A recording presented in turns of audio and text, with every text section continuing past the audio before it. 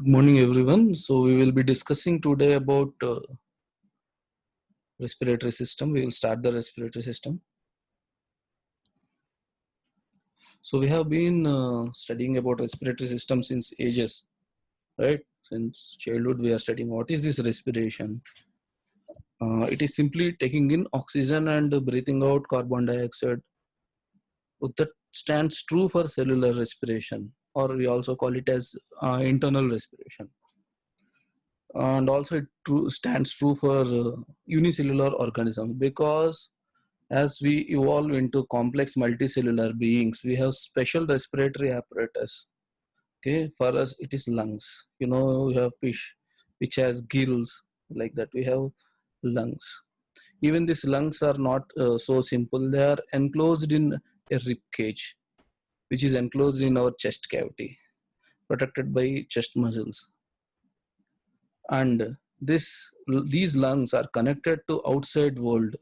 So from below to above, when you're going from lungs, there will be so many branches of tubes known as bronchioles, bronchi, which join to become trachea, opens into larynx, it opens into nasal cavity, outside to the atmosphere via nostrils, or also known as nares. So in today's topic, we will be discussing about the following things. Please go through the specific learning objectives of this class. Okay.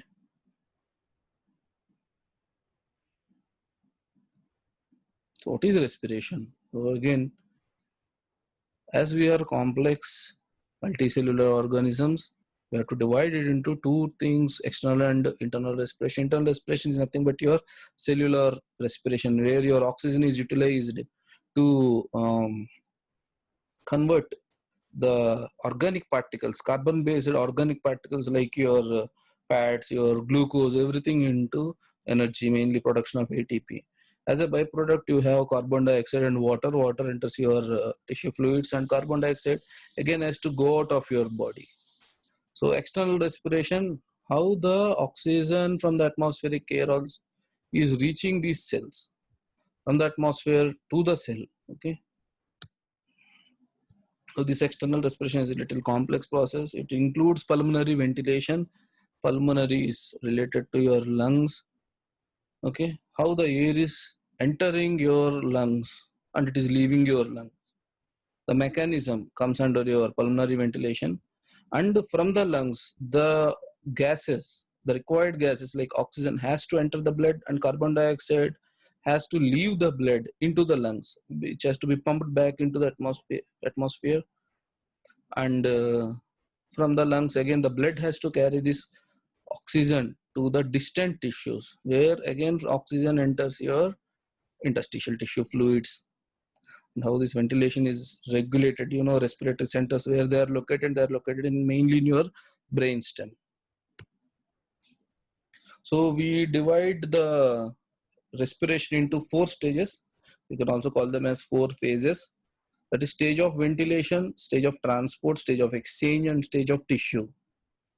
Okay, ventilation. This stage occurs in between the atmosphere and your lungs. The entry and exit of the air comes under ventilation. It is not a simple process. It is an active process, especially the inspiration is an active process. Okay. Then comes your transport phase, where the oxygen has to enter blood and CO2 has to leave the blood. Okay, to and fro, from lungs to blood and from blood to lungs. Again, after the exchange is over, you already read from your intermediate that right ventricle pumps deoxygenated blood via pulmonary artery to the lungs, where it is oxygenated, and the pulmonary veins from the lungs enter your left atrium, and from left atrium into the left ventricle, and from left ventricle via your systemic aorta to various distant organs. So once it reaches the target tissue, there it has to be exchanged between the interstitial fluid. That is nothing but your exchanges. You know that we have milieu interior. All cells bathe in a particular tissue fluid, surrounding tissue fluid. So directly they won't enter the cell. The blood, from blood, the gases has to enter the tissue fluid. Again, In the tissue, they will dissolve again. From dissolved tissue fluid, it will enter the cell. So what happens in the cell? We call it as cellular respiration, internal respiration. Okay, this comes under tissue phase.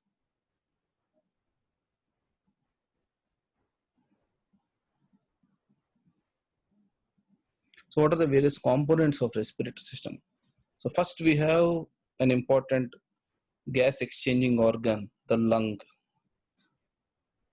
The gas exchanging organ, your lung, a spongy tissue, which also comprises various tubes enclosed, embedded in various bunches of alveoli that we will discuss in the next coming sessions.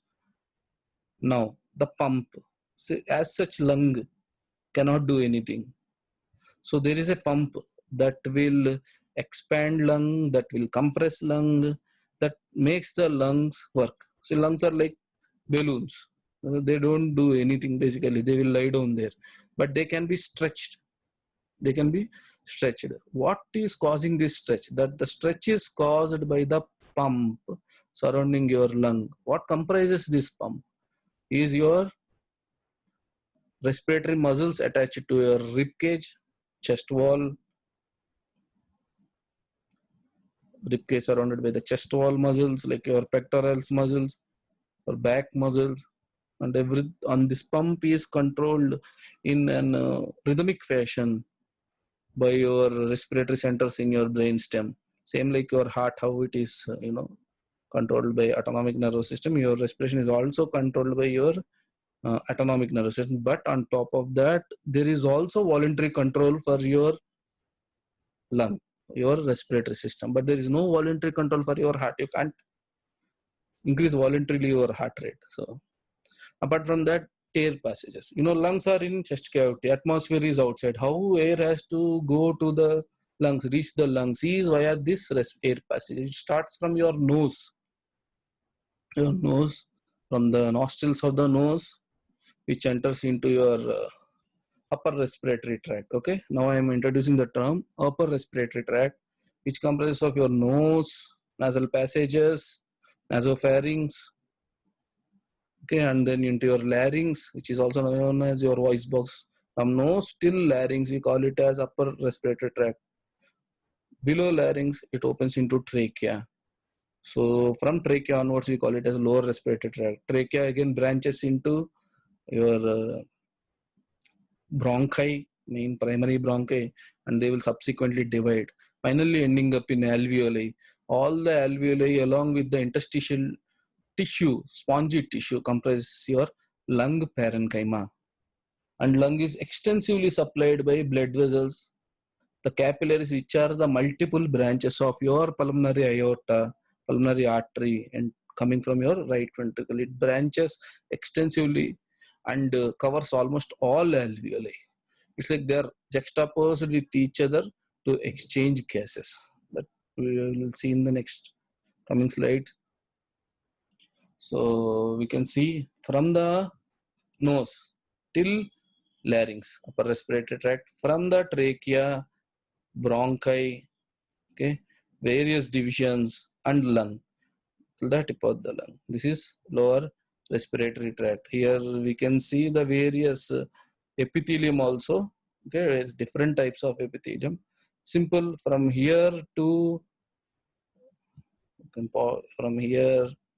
There will be some kind of pseudo stratified epithelium from here. Mainly the larger tracheobronchial tree like trachea, bronchi, they all contain your columnar epithelium.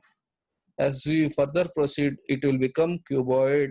As we further proceed in the alveoli, it will become squamous, flattened epithelial cells. Okay, today I discussed with a batch people till here. Okay, extensively detailed explanation. I will post another video. Okay, all of you can see on it on the Google Classroom. Now, B batch people, watch this video. Okay, if you have any doubts, we will communicate during the Zoom meeting from 3 to 3:30. You can give attendance that time. Okay, so this video is on trial basis. just to check how it is, the audio quality and everything. Okay, we will be posting videos later on in proper extended and with very detailed explanation, because alone about nose we can talk for so much time. Okay, so